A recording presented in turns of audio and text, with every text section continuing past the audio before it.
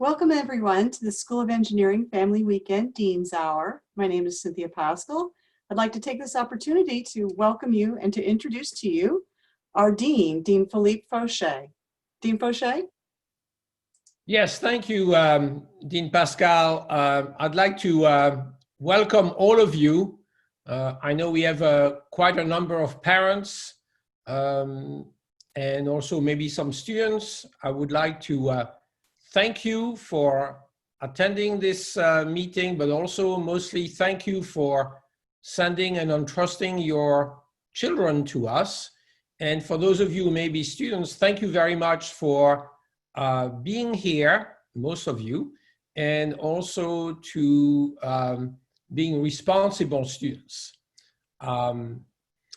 I'd like to address directly one of the things that may be on your mind, which is how are we doing in this COVID-19 situation?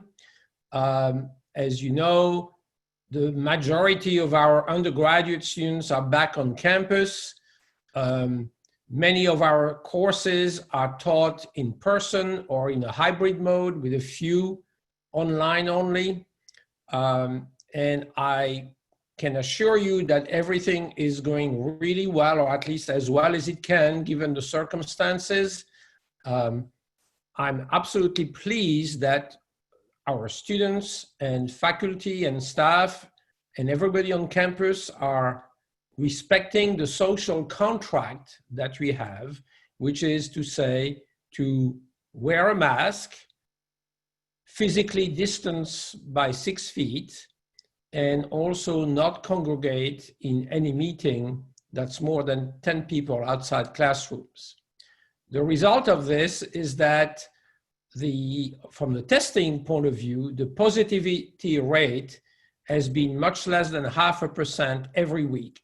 Every undergraduate student on campus is tested once a week. That's an enormous expense to the university, and we are very proud of doing that. And for the few that test positive, we have a very strong and robust contact tracing situation, as well as housing for people who need to be in quarantine or in isolation. But the result is that if you think of 6,000 undergraduate students, we have more than that, but that may be about what we have on campus right now, a positivity rate that's much less than 0.5%, sometimes as low as 0.1%. This is incredibly encouraging. I would like to ask you the parents, to encourage your student to stay the course. It is really important that we keep on doing the right thing for the rest of the semester that we will spend on campus. As you know, the Friday before Thanksgiving is our last day of in-person instruction, and then the teaching that will take place after Thanksgiving, as well as the exam period, will be all online. I would really ask you to tell your student to respect the social contract that has been working so well on the campus, because as you probably know, and as you probably heard, it's unescapable. A second wave will be coming. On the teaching side, I'm very proud of our instructors. Things are going as well as I could ever imagine. Our research is back in full swing as well. And on the jobs and internship side, I understand that we have had more employers coming to campus virtually, obviously, and offering internships and jobs to our undergraduate students. So things are going as well as I think they can go. So we have about an hour here with you and a number of presentations from very dedicated staff and faculty members who will be here. Given the fact that it's past 7 p.m. in Nashville, I do not know what time it is where you are. You may be at 7 a.m. if you are someplace in Asia, or you can be in the same time zone as we are. So once again, I'm very proud of everyone in the School of Engineering, from students to staff to faculty. And I hope that I will be able to say the same thing 1 and 2 months from now. So this being said, I will pass the microphone to Assistant Dean Burgess Mitchell. Burgess? Thank you, Dean Fauché. Hello and welcome everyone to the Vanderbilt School of Engineering. Again, my name is Burgess Mitchell. I'm Assistant Dean for Student Services in the School of Engineering. As you embark upon this educational journey during these unprecedented times, we're here to help you along the way. The Office of Engineering, Academic and Student Services, we're here to help you navigate your way through the Vanderbilt curriculum from first year through graduation. I would like to bring your attention to some of the student support services that we offer. Our STEM tutoring program. This year, we're offering free tutoring for our first year and sophomore level STEM courses. It's through an app called Penji. Information regarding our services and the Penji app has been sent to your Vanderbilt email address. Email is our main source of communication in the School of Engineering, so please read your Vanderbilt email, for it will be the source of information that you would have for like tutoring, mentoring, student organizations, scholarships, internships, and a wealth of other important information. In addition, please be aware of other student support services, such as the Office of Student Care Coordination, University Counseling Center, the Center for Student Wellbeing, and the Student Health Center.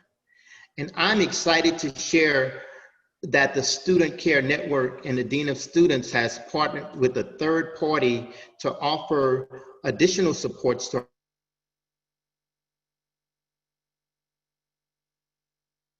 our students. The My Support is a free 24/7 living outside of the state. You can get information about that program through the Office of Student Care Coordination's website. And so now I am going to pass the mic to our Associate Dean, Julie Vernon, who's going to come with updates. Thank you, Burgess. So just again, my name is Julie Vernon. I'm the Interim Associate Dean for Academic Success. And good evening, everyone. So continuing uncertainties exist related to travel restrictions, visa processing, access to healthcare and flight availability. Regardless of efforts to plan around these challenges, foreign governments may implement or change restrictions with little notice, even in destinations that were previously classified as low risk. So as we weigh these factors and the wide range of potential measures that might be needed to keep our students as healthy and safe as possible around the world, the university has decided to continue its restriction on university-sponsored international travel for undergraduate students for the 2021 spring semester. So this includes all study abroad programs. I'm currently working with our Global Education Office and our engineering departments to come up with some alternative plans. If students have ideas or wish to speak to me about individual plans, they can reach out to me directly. And now I turn it over to our Senior Associate Dean for Undergraduate Education, Cynthia Pascal. Thank you so much, Julie. Hi, my name is Dean Pascal, as was mentioned. First, I wanted to say I think there were some technical difficulties while Dean Mitchell was announcing the availability of our My Student Support Program, or My SSP program, which provides free counseling for students who are located out of the state of Tennessee. And so you can learn about that through the Office of Student Care Coordination, and we do encourage using that resource. For students who are in the state of Tennessee, they are able to receive support services through the Office of Student Care Coordination and our University Counseling Center, in addition to the then academic resources that Dean Mitchell mentioned. I wanted to share with you some information. Here we go, sorry. Just a couple of operational type things. First of all, we are now a little more than halfway through the semester, and midterm grades have been posted. These are posted if a student is earning a C- or below in a class, or if they are noted to have excessive absences from class.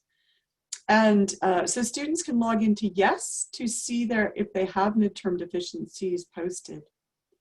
If the student has consented to release their information to their parents or others, then all deficiencies for first-year students and any failing deficiencies for upper class students are also sent to parents. If a student has not yet given us a consent to release form, they can access the form at the URL you see there through the University Registrar's Office. Now, if as a consequence of a midterm deficiency or other cause, if a student decides it is necessary to withdraw from a course, they may do so up until 11:59 p.m. on Wednesday, October 21st. To do so, they must file the appropriate form and get approval of their instructor and of their academic advisor. And the URL given there, the bit.ly URL, has instructions and access to the form. The last day of classes on campus will be Friday, November 20th. This is followed by a week of Thanksgiving break, and then a week of remote instruction for all students, November 30th through December 4th. This is followed then by reading days and final exams, which will all be conducted remotely, December 5th through 12th. The spring semester schedule is scheduled to be posted on November 2nd and will be available in YES so that students can see what courses will be available in the spring, and students should plan on meeting with their academic advisor shortly after the schedule is posted. Registration will occur November 9th through 20th with specific dates for each year cohort. Seniors will register first, followed by juniors, sophomores, and then our first year students. Classes for the spring semester will start January 25th and will run through April 30th with reading days and final exams May 1st through 10th. Commencement is scheduled for those graduating to occur on May 14th. I'd like to now tell you, make sure you know who are the departmental faculty leaders and campus representatives in case you have questions following this event. So you've already heard from Dean Vernon, Assistant Dean for Academic Programs, and Interim Associate Dean for Academic Success, Julianne Vernon, who is our resource for study abroad and also several academic success matters. The Senior Associate Dean for Graduate Studies, Graduate Education and Faculty Affairs is Dean Duco Jansen. And our Associate Dean for External Relations, who covers career services, among other things, is Dean Christopher Rowe. Our Office of Academic Services is led by the Director, Adam McKeever-Burgett, and assisted by Academic Counselor, Maddie French. The Department of Biomedical Engineering is chaired by Professor Mike King, and the Director of Undergraduate Studies is Professor Craig Duval. The Department of Chemical and Biomolecular Engineering, which hosts the Chemical Engineering major, is chaired by Professor Kane Jennings, and the Director of Undergraduate Studies is Professor Paul Levinas. The Department of Civil and Environmental Engineering, home to our major in civil engineering, is chaired by Professor Doug Adams, and the Associate Chair is Professor Florence Sanchez. The Director of Undergraduate Studies is Professor Bob Stammer. The Department of Electrical Engineering and Computer Science is home to 3 of our majors: computer science, computer engineering, and electrical engineering. The chair of this department is Professor Xenophon Katsoukas. The Director of Undergraduate Studies for Computer Science is Professor Julie Johnson. And the Director of Undergraduate Studies for Electrical Engineering is Professor Tim Holman. The Division of General Engineering is led by the Director, Professor Yorgos Kostoulis, and this is home to our engineering science major. The Department of Mechanical Engineering is chaired by Professor Nilanjan Sarkar, with Associate Chair Professor Haosheng Luo. The Director of Undergraduate Studies is Professor Ken Frampton. So those were the different faculty. You might find it useful to get to know and direct program-specific questions. We now turn the podium, if you will, over to some of our faculty to give you some research highlights. And in particular, I'd like to introduce for you Professor Maithili Kunda. Professor Kunda? Thank you. Let me get my slides shared here. Good evening, everyone. And it's a pleasure to be here with you today. And I'm excited to tell you just a little bit about some of the research that we have going on in my lab right now. I am in the Department of Electrical Engineering and Computer Science. I've been here at Vanderbilt for about 5 years. And I do research kind of at the intersection of AI and cognitive science. And in particular, a lot of my work looks at cognition in autism, and specifically at visuospatial thinking. This picture, as you might guess, is like a pre-pandemic photo of my lab. I think this was from last summer, but we still have a lot of our research rolling along now also. So, okay, my research, so many years ago, when I was just kind of getting started in AI, I read this book called Thinking in Pictures by Temple Grandin.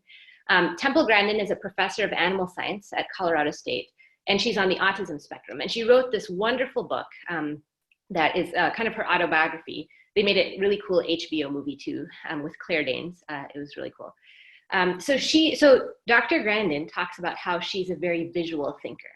And she talks about how because she has these strengths in visual thinking, that has enabled her to be really super successful in her career. She designs equipment for the livestock industry in the US. So when I read this initially, I was super fascinated by this kind of thinking. You know, from an AI perspective, I was like, wow, that's a really cool type of intelligence. How does that work? In AI, you know, there's lots of, AI research has lots of different flavors, and the particular flavor that I sort of mostly do is using computational models and computational tools as a way to better understand human intelligence. And so I sort of got into this area, and one of our sort of focus areas has been to look at how we measure and understand human visual thinking. Because it's, you know, like a lot of cognition and intelligence, you know, like our thoughts are hidden, you know, from the outside. And so it's kind of a complicated question, you know, how can we see inside someone's mind to, like, you know, what are the knowledge representations, like what are the internal algorithms that somebody is running? And so in our research, one of the ways that we tackle this problem is we use technology, which has advanced so much in the last several years, to give us some capabilities that really, you know, we didn't have, you know, even just 10 or 20 years ago. So this picture is showing in one of our sort of study setups, we're looking at this. This is the little red blocks you see here are part of a visual cognitive assessment called block design. That's not something that we developed. This is kind of a standard thing that's used in neuropsychology. But what we did that was a little bit different is we thought, oh, like, you know, instead of normally, you know, when people take these kinds of tests, you score them on, you know, how, you know, did they get it right or wrong? How long did they take? But we realized, you know, with kind of the new capabilities afforded by technology, we can get a much more detailed picture of exactly how somebody is going about solving one of these by measuring all of their behaviors. So the picture, the two photos on the top here are pictures from a depth camera. And it's something that measures, so the left is a regular camera that captures, you know, the color, you know, in the room. And then the right picture, the gray one, is measuring depth.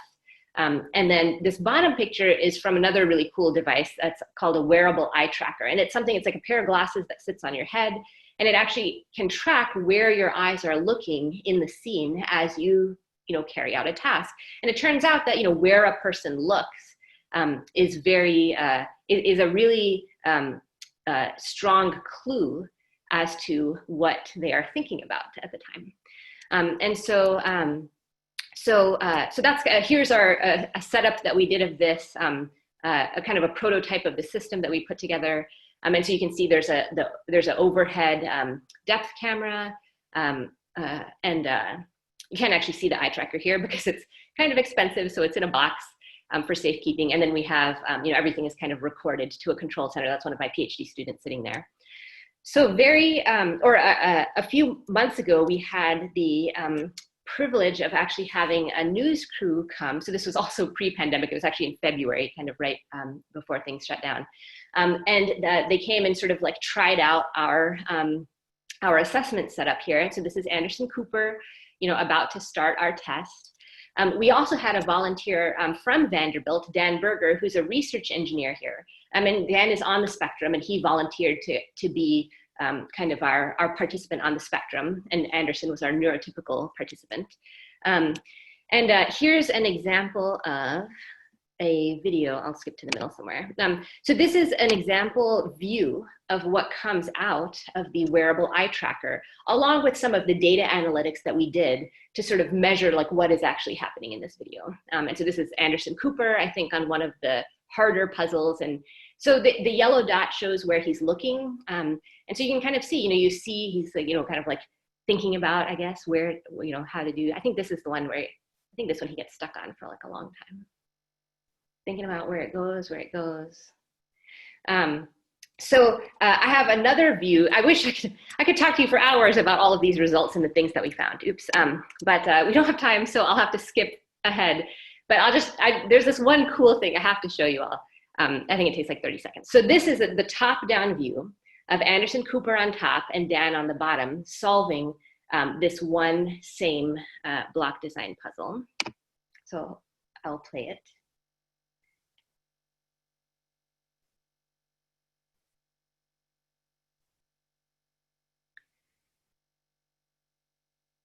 So you can see that, it's sort of visible, their strategy differences here. And, what we saw, even though this was just kind of, our demonstration day with the 60 Minutes crew, what we saw actually falls in line with a lot of research on autism showing that a lot of people on the spectrum, not everyone, but a lot of them have strengths in visuospatial skills. And so part of this project is really about measuring those strengths. And we have a particular focus on how can we leverage individual strengths to match people to the right jobs. And so that is all I will conclude there. If you're curious to see the 60 Minutes bit, you can actually find it like on their website. And if you're curious about the research, we posted like a lot more detailed explanation about some of these findings. And we actually had some of the extra sort of interesting tidbits that we discovered from our matchup. If you just Google Vanderbilt Frisk Center, there's a link to it on the front page there. So I will stop there, and I am very excited to introduce our next speaker, Nick Adams, who is a research professor in biomedical engineering here at Vanderbilt, and he is going to tell you about his recent research on developing new methods for diagnosing COVID-19.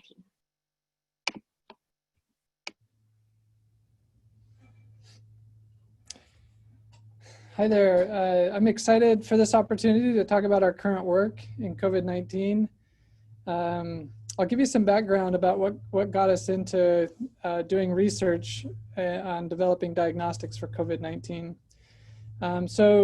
During the development of an influenza diagnostic device that we were testing with the Tennessee Department of Health last fall and winter, we made some observations that were key in helping us with the COVID-19 response.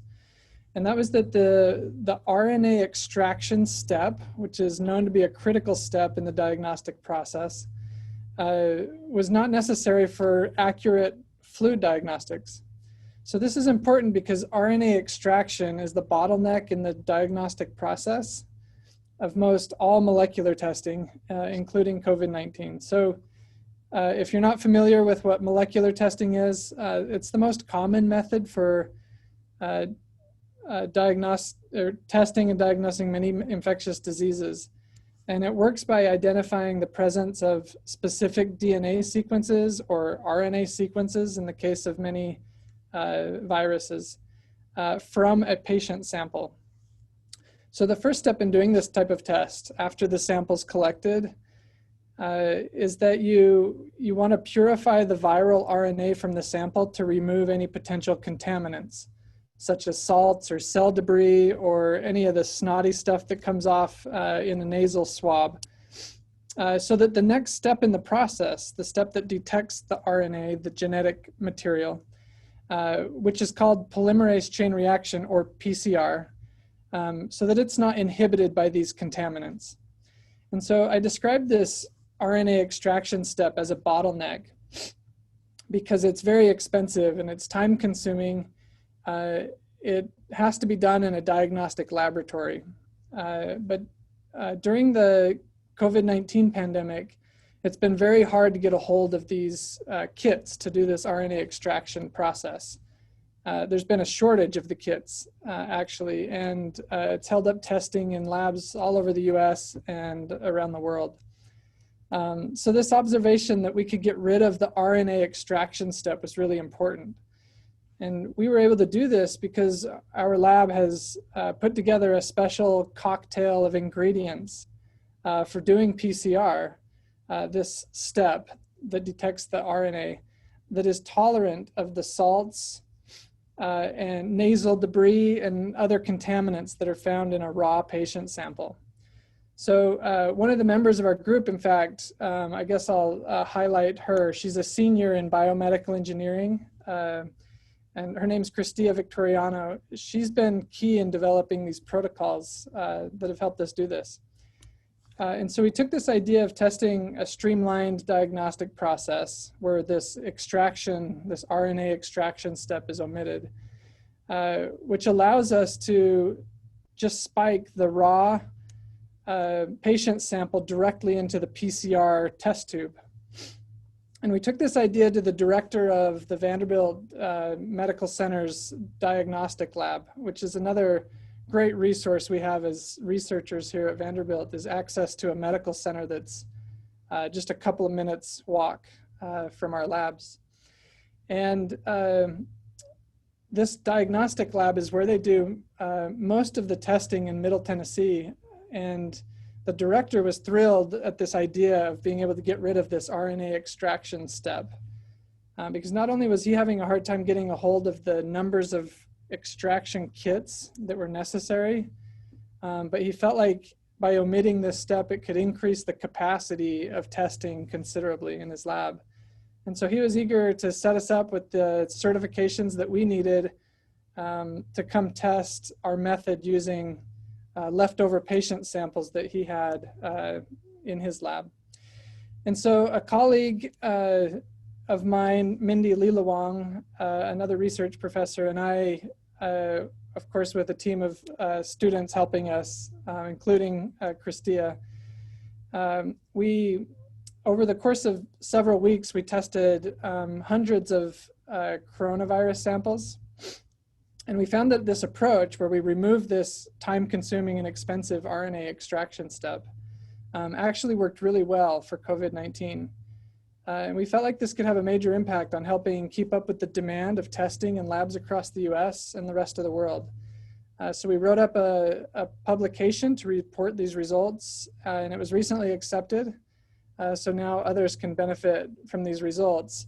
And since its publication, we've had people reach out to us from Macha, Zambia, the director of a small hospital there, and also an administrator at a hospital in Netherlands, and some others that have reached out to us to get more information about how they can implement our approach in their healthcare systems. And so that's been really rewarding. Also, we were recently notified from the National Institutes of Health that we received a grant of $4 million to develop this approach but translate it into an instrument and device that can be used at the point of care. So that it could be used in urgent care clinics or in a doctor's office, so that we can address this need of faster coronavirus testing. It also we're proposed to develop this assay and this testing equipment so that it'll detect other respiratory pathogens as well. So over the next several years that this grant is going to be funding this research, we'll be developing the molecular biology reagents and an instrument so that we can improve the turnover for diagnosing respiratory infections. And this helps because that way these small clinics and urgent care facilities won't have to send the samples off to large diagnostic laboratories to get results. And happy to answer any questions during the Q&A portion of this, if you have any. But in the meantime, I'll turn the time back to Dean Mitchell. Thank you, Nick. We greatly appreciate it. We are now at the place of in time of the Q&A session. And so we've given everyone an opportunity to ask specific questions of the School of Engineering panel. And so we only had one specific question, but we will give you guys an opportunity to ask questions through the Q&A session. So if you go into the Q&A section of your computer there, you can type a question if you have it, so type it into the Q&A section. In the meantime, our first question is, some of the students weren't able to participate in internships this summer, and they might not be able to next summer. So the question is, what additional services is the School of Engineering offering to support the career readiness of its students? And so I'm going to ask Dean Vernon, Julie Vernon, if she would answer that question for us. Thanks, Burgess. So the Career Center has redesigned all their programming to focus specifically on remote events for career development through the 2021 summer. They hosted 2 career fairs and 1 STEM slam this fall to great success, and will host a spring engineering career fair. These events are consistent with past years, like this past summer events will be scheduled to help further the career development of students, such as executive roundtables, tech talks with recruiters and alumni in the tech industries, coffee chats, and career coaching. As Dean Pascal mentioned earlier, because it was remote, we had an increase in the number of industry companies that were able to make it to the event. And then more events are being developed to keep the offerings relevant to a variety of audiences. Thank you. So then next question is, will we see a higher percentage of classes offered in person in the spring? Dean Pascal, would you like to answer that question? Yes, thank you. We are building that spring schedule right now, and while there will be 1 or 2 or 3, more in-person classes, the reality is we need to maintain the same physical distancing guidelines and to protect your students' safety. So we anticipate actually we'll have a fairly similar mix with the majority of our classes offered in some kind of hybrid format, another portion of classes offered fully in person, and then some courses, not a lot, but some courses will be fully online. And that information will all be very clear when the spring schedule is released. In addition, for those courses that will be online, it will also be very clear whether they are going to be offered synchronously or asynchronously. Thank you. Next question. Do most graduates go on to jobs in engineering after graduation, or to other areas or graduate school? I'll Who would take like that to one. answer that one? Yeah, I'll take that one. So most of our graduates do go on to jobs in engineering or related fields that take advantage of their engineering education. The vast majority of our students do that, and that's been true for a very long time. Some students, a smaller portion of our graduates, will go on to graduate or professional school, and they are admitted to wonderful places. I am going to post here in the there you go, the chat answered questions, where a link where you can see placement reports for 6 different years of our graduating cohort. The report for the class of 2020 has not yet been posted, but I guarantee you that it was really good. Even though those students were graduating in the midst of a pandemic, they were very well employed. Thank you. The next question, please talk a little bit about study abroad opportunities for engineering students post-COVID. So what we're doing now is we're talking with all of our providers that have that are currently providing opportunities for study abroad, and we're talking about what that would look like post-COVID. So we're hoping to continue and to have the same opportunities that we had pre-COVID, but we also might have some new opportunities that might pop up for our students abroad. So the opportunities should be about the same.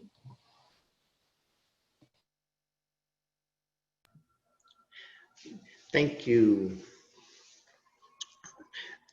Next question is, how do you hope to keep increasing diversity among faculty and the student body? Okay, Burgess, maybe I'll take this one. Yes, sir. Diversity is a really important thing. It's important in STEM fields and in engineering because this nation, our nation, relies on very strong STEM people, people with science, technology, engineering, and math background, and it's also the right thing to do.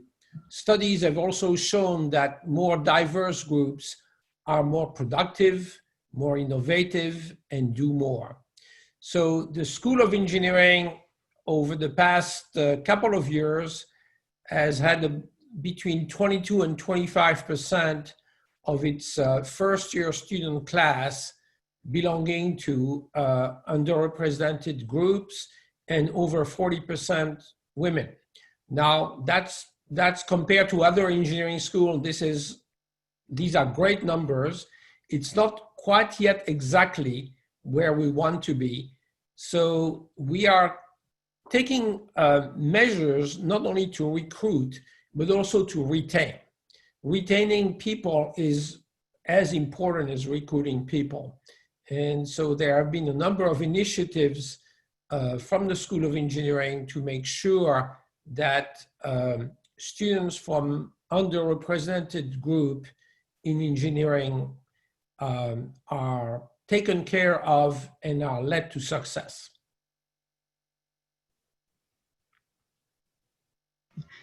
Thank you very much. How does an undergraduate engineering student get involved in research in general? Nick? Yeah, I'm happy to answer this one. We have a lot of undergraduate students that work in our laboratory, and I can tell you how they have reached out and gotten those opportunities. There might be other ways, but the way that I've seen it done is the students just reach out to the faculty members directly. I think most of the students are introduced to the different types of research that are going on through seminars, class, and also looking at the website. There's research profiles for all of the faculty members. And if the students are interested in a specific type of project, they can just reach out to that faculty member directly and set up a time to meet with them and figure out if there's an opportunity to do research. And in my experience, most faculty members are happy to have undergraduates do research in their labs. I've found undergraduates to be very productive, and much of the research that we do, in fact, is largely supported by undergraduate researchers. We found it a great resource for us, and also a very important learning experience for the undergraduate students. Thank you. The next question is, how does immersion requirement work into the overall curriculum requirement? And does immersion work have to be outside major?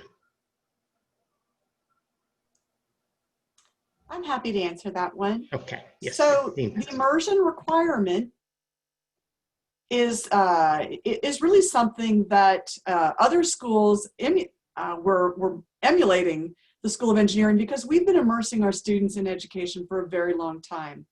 For each of our academic majors, an immersion experience is built into the degree requirements through the capstone project courses. So a student in the School of Engineering, merely by completing their degree, will complete an immersion experience. Now, students in the School of Engineering do have the option of choosing something else to be their immersion project. So the student who is interested in art or history or neuroscience or community service, whatever they wish, they can make that as their immersion project. They are still required to complete their capstone experience as part of their degree requirement, but they could have something else designated as their immersion project. That is up to them. Thank you, Dean Pascal. Okay, the next question is, what are the resources for undergraduate job placement? So we can have two answers on this one, Dean Vernon and Dean Pascal. So Dean Vernon first. Thanks, Burgess. Our Career Center offers a number of different opportunities for students to go and meet academic coaches, from helping them resume writing to mock interviews. We also launched a new alumni mentoring network where they can speak to the School of Engineering alumni who are currently working in industry to ask them specific industry questions. So there's a number of different opportunities for them to get help with professional development.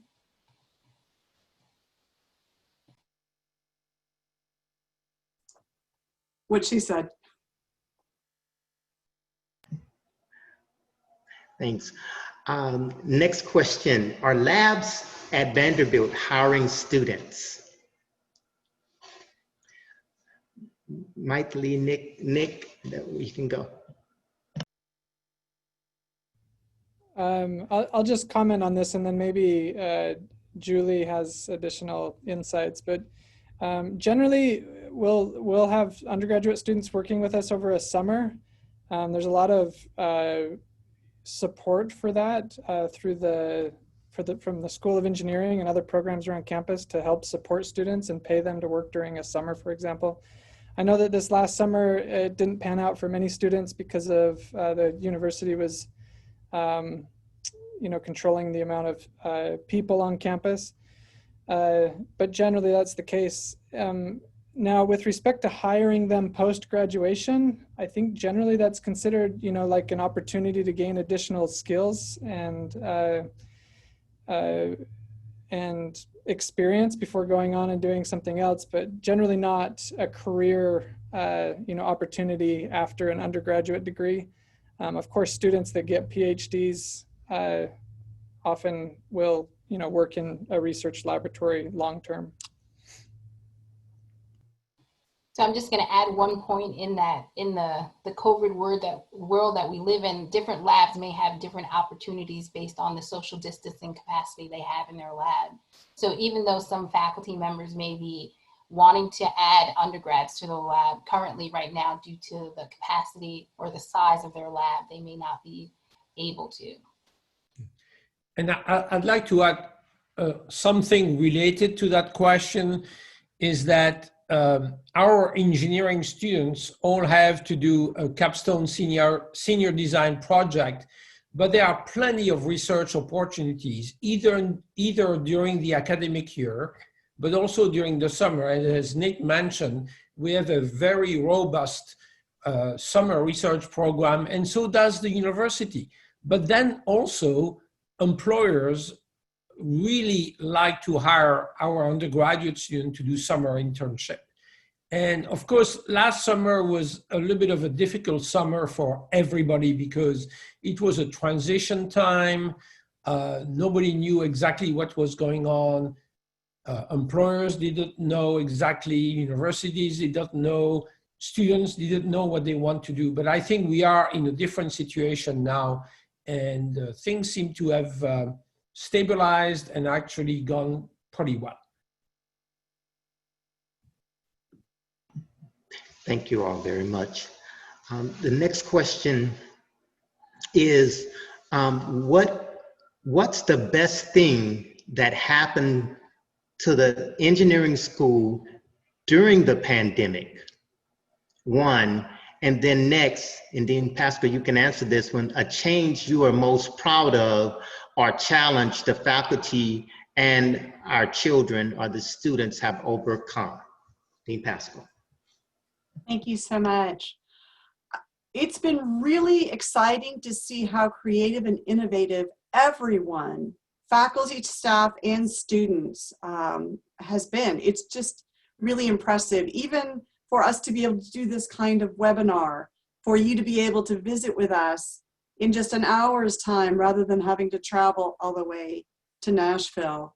So we've been able to make our education more accessible. We have students who are participating in our classes and in our clubs and activities from all around the world.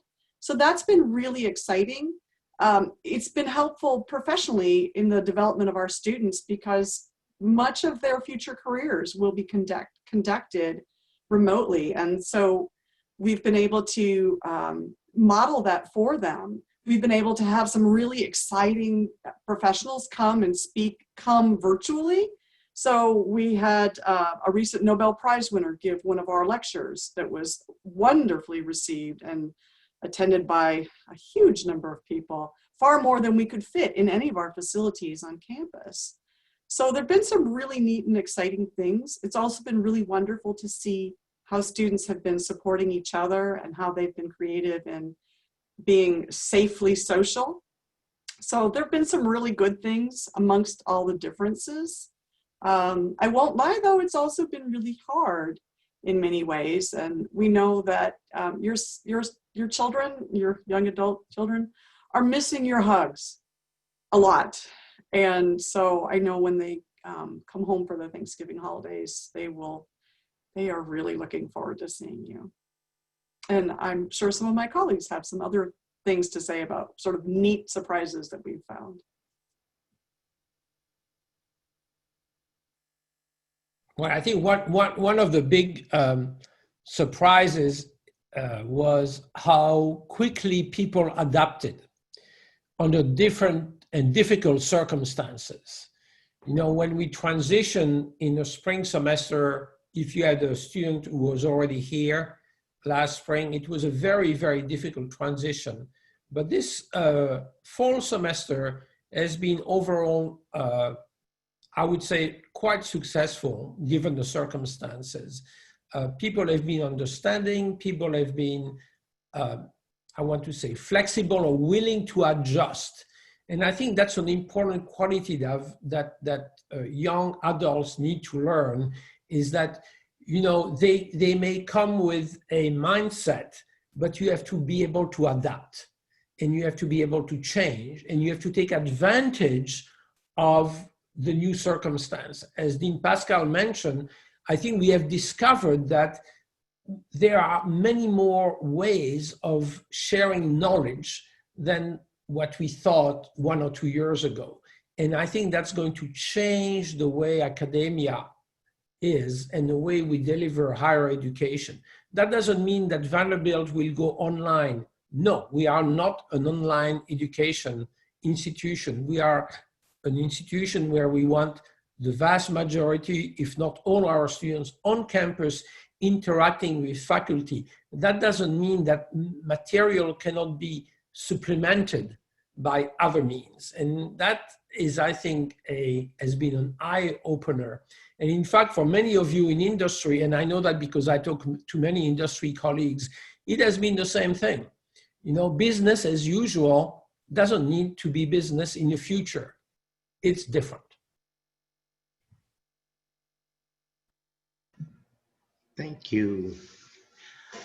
Okay, the next question is, what is the most important thing we as parents can do to help our students during these challenging times? Who want to take that one? I'd be happy to. Okay. There are many things. First of all, I would say if your student is here with us on campus, they need your basically your support, your love, your attention in the amounts and in the modes that work well between you and your student. So please encourage them to reach out for help if they need it. We have so many opportunities for academic support in terms of tutoring and professor and teaching assistant office hours. We have so many different opportunities for support of their physical and mental health. And there are a wonderful variety of activities. They can go to our Anchor link. Again, Anchor link to find different kinds of student organizations. And the student organizations are being very creative to find interesting and stimulating ways to connect with peers and to do activities. So please do encourage them. I will say if your student is studying remotely with you in your home, I ask that you please help them recognize the boundaries that their primary focus needs to be on their studies right now. And indeed, it's really demanding, and I think it's in many ways harder to study remotely than it is on campus. And they really need to have their energy and their time available to them to focus on their studies. Thank you, Dean Pascal. Next question is, how can undergraduates learn about research assistant opportunities or research opportunities? Who is eligible? And might there be summer job opportunities as well? Who would like to answer that one?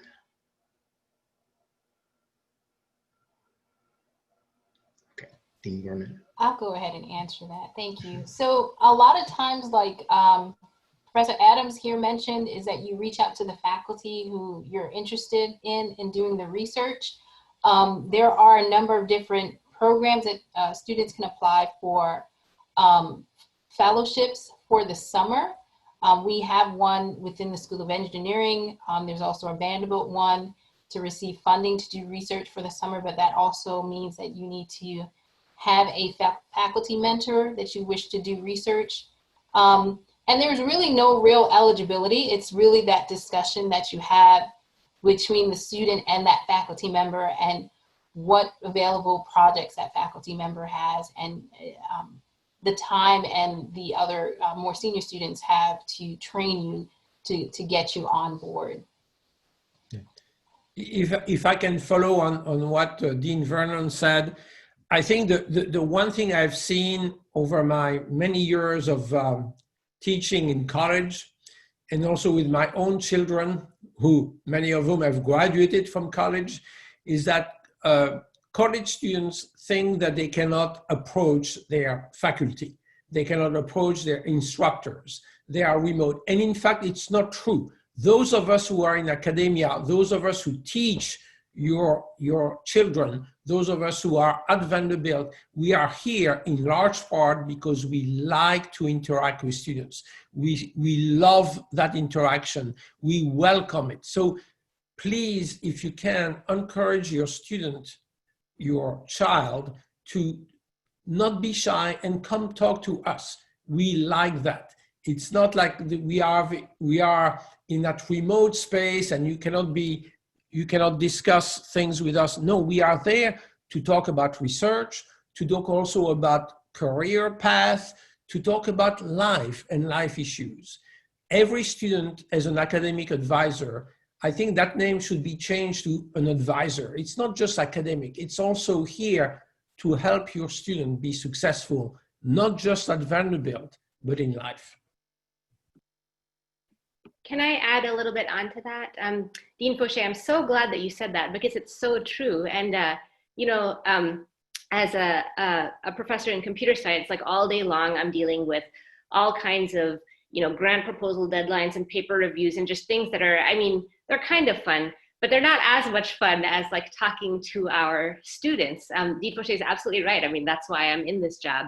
I will say as a practical matter, I think another little bit of advice is like, tell your children, our students, that they shouldn't get discouraged if a professor doesn't respond right away or doesn't respond at all. Like it's not personal, just because of the slew of emails. And sometimes I have like a deadline week and I just, I'm sometimes really slow. And I know a lot of our other faculty are like that too. So, they should cast a wide net, get in touch, try sending emails to lots of folks, and, don't take it personally if not everyone responds.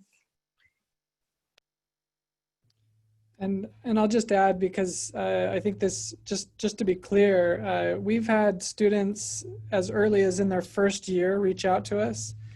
And we love recruiting students from their first or second year because they tend to stick around. And so we invest time into training them. Some of them come with no experience at all.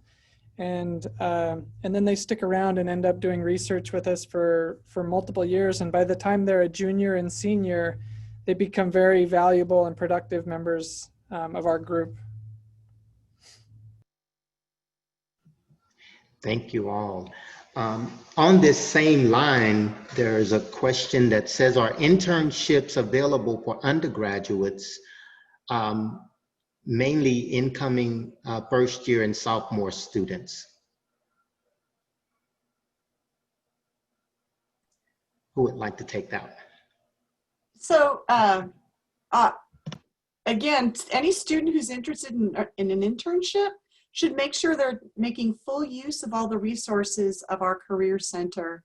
The Career Center has been hosting so many different virtual events, which is actually one of those things that's also been a benefit of the pandemic, because more employers are able to reach out and connect with our students than usual because they don't have to travel. So there are internships opportunities available. Obviously, the students who have the most academic and skill set preparation are also closest to being available for full-time employment are the most attractive to employers, namely then the rising seniors. But indeed, rising juniors and rising sophomores also very often are able to get internships. They really need to start working on it though, and start networking and start exploring their opportunities and making sure that they use all the resources of the Career Center. Thank you very much. There are 3 more questions and we're getting close to the end of our time, but 2 of the questions are very similar. So I'm going to ask them kind of simultaneously. One of them is, are you hosting events for students to participate in that are virtual? Are you hosting events for students to participate in that are virtual? 1. The other question is, what outside things are you doing to engage these students that are learning online? Who would like to take? I will.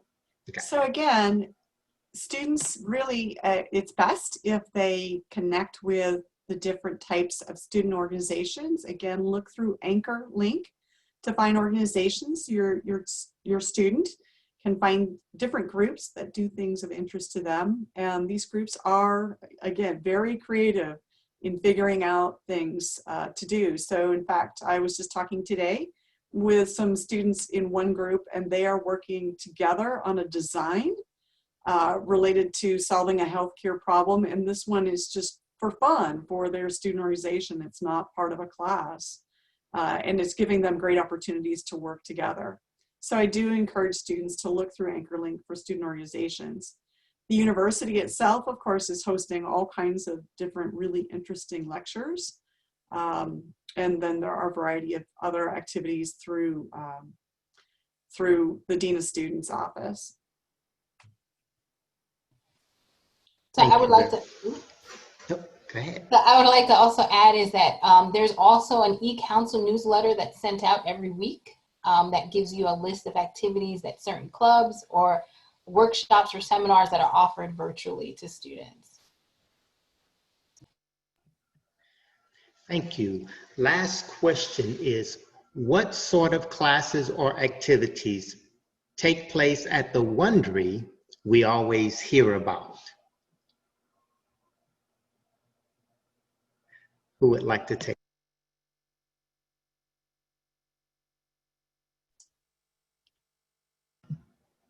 So the Wondery is our home for innovation and entrepreneurship, and they have a variety of different activities. I would say it's really best to just look on the Wondery's website to see their many different activities.